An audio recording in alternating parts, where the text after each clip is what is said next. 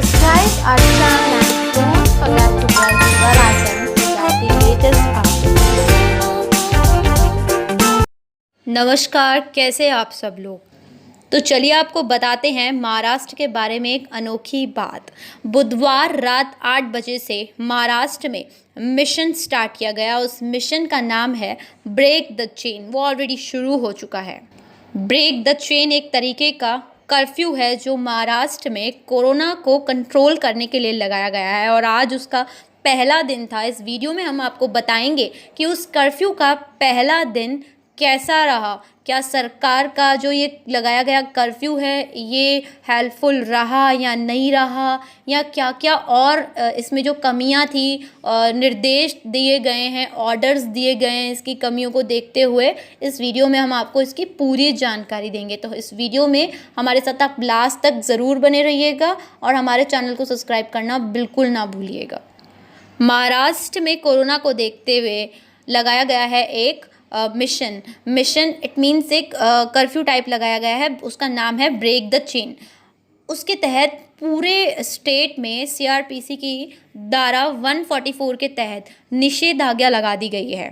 यानी आज के बाद एक स्थान पर 5 या ज़्यादा लोग इकट्ठा नहीं हो सकेंगे। यह नियम 1 मई की सुबह 8 बजे तक जारी रहेगा। इस नियम यानी ब्रेक द चेन के अकॉर्डिंग जो सीएम है उन्होंने कर्फ्यू नियमों का उल्लंघन करने वालों के खिलाफ सख्त कार्रवाई करने के स्पष्ट निर्देश कलेक्टर और पुलिस प्रशासन को दिए हैं।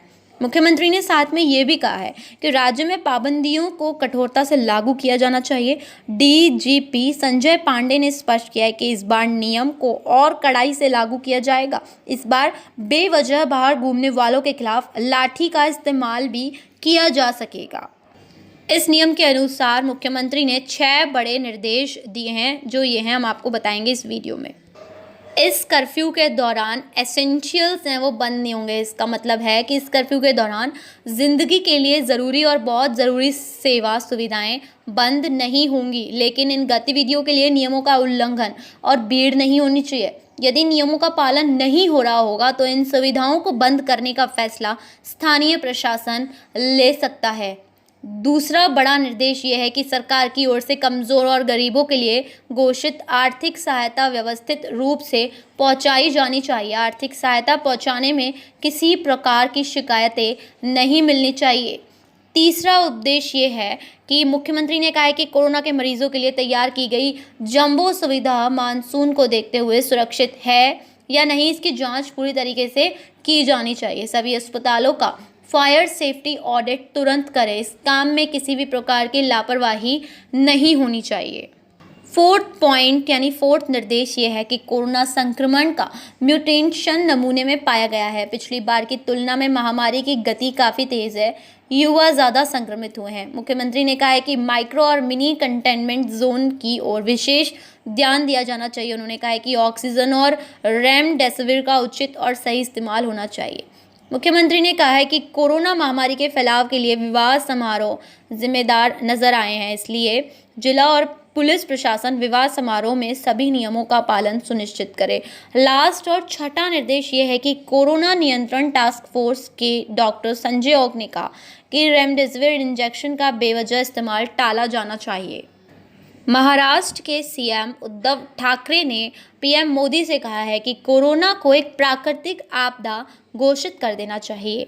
महाराष्ट्र के मुख्यमंत्री उद्धव ठाकरे ने पीएम मोदी को एक पत्र लिखा और पत्र लिखकर कहा है कि राज्य में 30 अप्रैल तक एक्टिव केस 11.9 लाख हो सकते हैं। इस वजह से मेडिकल ऑक्सीजन की ज़रूरत महीने के आखिर तक 2000 मीट्रिक टन प्रतिदिन तक पहुंचाने का अनुमान है। मौजूदा खपत 1200 मीट्रिक टन है। पड़ोसी राज्यों से ऑक्सीजन के ट्रांसपोर्टेशन में दिक्कत का हवाला देते हुए ठाकरे ने देश के दूसरे हिस्सों में एयर रूट से ऑक्सीजन सप्लाई के लिए राष्ट्रीय आपदा प्रबंधन अधिनियम के तहत अनुमति मांगी है। उन्होंने अनुरोध किया है कि वह कोरोना को प्राकृतिक आपदा माने ताकि राज्य प्राकृतिक आपदा कोष SDRF का इस्तेमाल प्रभावित लोगों की मदद में कर सके। ठाकरे ने वित्त वर्ष की पहली तिमाही में EMI की छूट देने की मांग भी की है। राज्य के पुलिस महानिदेशक डीजीपी संजय पांडे ने कर्फ्यू के दौरान पुलिस को आम लोगों के खिलाफ बेवजह बल प्रयोग से बचने के निर्देश दिए। हालांकि डीजीपी ने यह भी कहा है कि बगैर ज़रूरत घर से निकलने वालों के खिलाफ पुलिस लाठी का इस्तेमाल भी कर सकती है। उन्होंने कहा है कि सभी यूनिटों को कहा गया है कि बिना ठोस वजह लाठी का इस्तेमाल ना करें। साथ ही उन्होंने जानबूझकर नियमों का उल्लंघन करने वालों के साथ कड़ाई से पेश आने को कहा है। डीजीपी पांडे ने आम लोगों से अपील की कि वे सरकार की ओर से जारी निर्देशों का पालन करें और पुलिस को लाठी उठाने पर मजबूर न करें।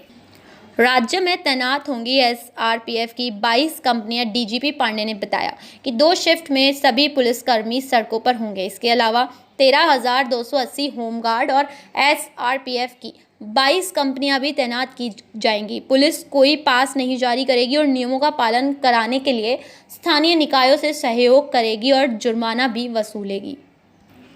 राज्य सरकार की ओर से लगाई गई पाबंदी के बाद मुंबई पुलिस ने बुधवार को इससे जुड़ा आदेश जारी कर दिया। इसके बाद मुंबई पुलिस कमिश्नर हेमंत नागराले ने वीडियो मैसेज जारी कर आम लोगों से अपील की। इसमें कहा गया है कि कोरोना एक ऐसा दुश्मन है जो कि किसी के प्रति दया नहीं दिखाता। जिस तरह युद्ध के हालात में हम घर में रहते हैं और जीने के लिए बाहर घूमने के अधिकार को छोड़ देते हैं, फिलहाल युद्ध जैसी ही हालात हैं, इसलिए बिना वजह लोगों को घर से बाहर निकलने से सख्त बचना चाहिए। महाराष्ट्र में कोरोना केसेस की बात करें तो राज्य में बुधवार को कोरोना वायरस संक्रमण के 58,952 नए मामले सामने आए, जबकि 278 और संक्रमितों की मौत हो जाने से कुल मृतक संख्या बढ़कर 58,804 पहुंच गई है।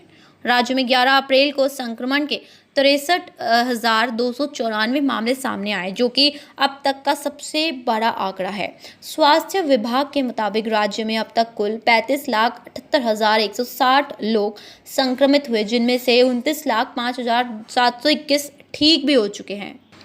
एशिया की सबसे बड़ी झुग्गी बस्ती यानी धारावी में बीते 15 दिन में यहां 860 नए मरीज सामने आए, जबकि पूरे मार्च महीने में 829 मरीज सामने आए थे। इसको देखते हुए स्थानीय सांसद राहुल शिवाले ने केंद्रीय स्वास्थ्य मंत्री हर्षवर्धन को पत्र लिखकर मांग की है कि धारावी में 18 साल के उम्र के सभी लोगों को टीके की खुराक दी जाए, जिससे सबसे ज़्यादा संक्रमण वाले इस क्षेत्र में कोरोना वायरस को नियंत्रण किया जा सके। आज की ये खबर यहीं समाप्त होती है। ऐसी और खबरों के लिए हमारे चैनल को सब्सक्राइब करना बिल्कुल ना भूलें। हमारे साथ इस वीडियो में अंत तक जुड़े रहने के लिए आपका बहुत बहुत धन्यवाद।